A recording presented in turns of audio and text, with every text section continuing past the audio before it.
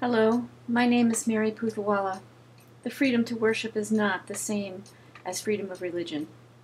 This may be news to many people. Should we be surprised? I don't think so.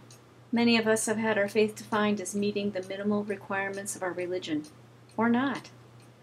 I'm sure that if anyone is watching this, they might think that this is what religion means, at least to them, so it should be enough for anyone else. I know because I used to be there. But now I know that faith is infinitely more beautiful and more precious than this. Living the faith means moving beyond the requirements. It means to forego the needs of self, to meet the needs of others, to be Christ to others, every day.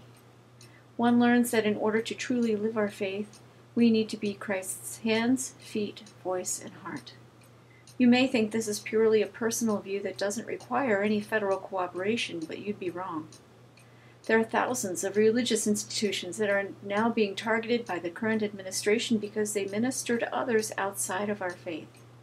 Not only hospitals, social service organizations, and disaster relief organizations are on the line, but even closer to home. Just think about the soup kitchens, thrift shops, outreach services, homeless shelters.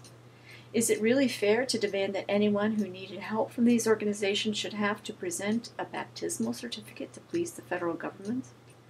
But in a way, these are all minor points. The real threat is that our leaders have decided that they can reach into the inner workings of religious institutions to tell us how to practice our faith. Real faith is public, witness in action. Real faith is in the duty to others without expectation of personal reward. And according to the HHS mandate, we will be forced to cease our ministry to others outside of our denomination, a ministry that is mandated by our faith. Not that I believe this administration is acting in a cultural vacuum. In fact, I believe the most frightening thing is that it is not. Today, the role of faith has increasingly been relegated into moral irrelevancy. Moral convictions are portrayed as subjective beliefs and traditions. They are not. If a person's religion is confined only to what they can do in private, then we are not free. This is not freedom.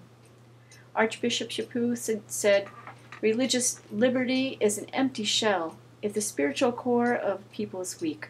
Or to put it more bluntly, if people don't believe in God, religious liberty isn't of value." That's the heart of the matter. The worst enemy of religious freedom aren't out there among the legions of critics who hate Christ, or the gospel, or the church, or all three. The worst enemies are in here, in all of us, clergy, religious, and lay, when we live our faith with tepidness, routine, and hypocrisy. In order to keep our First Amendment right, we need to treat it as if it were more than a piece of paper. We need to live it. We need to fight for it. The media isn't fair in covering issues that don't complement their biases, and so we need to act.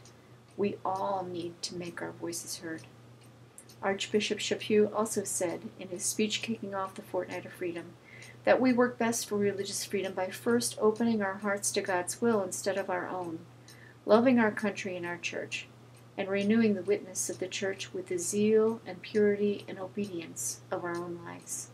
That freedom, that joy, no one can ever take from us. Thank you.